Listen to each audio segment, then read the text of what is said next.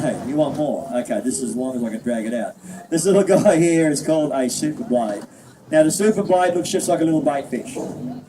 It's thin from front to back, wide at the front, so it makes it aerodynamic, so it's easy to cast. When I cast that lure out in the water, when I wind it through the water, it sends out a really strong vibration. So if you do have active fish, I don't care what type they are, if they're active, cast this lure out, wind it back slow, they should be able to feel it, they'll come in and grab it. Again, totally different aggressive reaction out of these fish.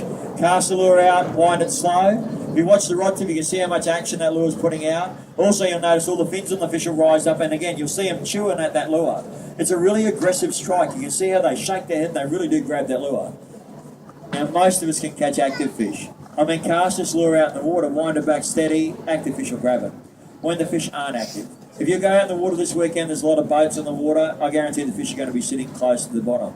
So if you've got your really good high quality depth sounders now, it'll actually draw the shape of the fish. Some days the fish are that unhappy, it'll draw the shape of the fish with their tongue sticking out at you. That's how bad they are. So cast this lure out in the water, let it sink all the way to the bottom.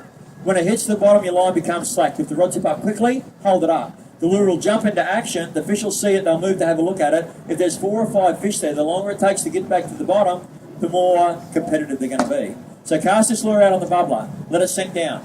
Now lift it up quickly, now hold it up. See how long it takes to get to the bottom. So lift it up off the bottom again. The fish will usually bite the lure as it slowly starts to sink back down to the bottom. Lift it up again, bang, I've got that fish on. Now that's a great way to catch a lot of fish, just by working it slowly like that. Now the last technique is the easiest, and I use this a lot when I go fishing in the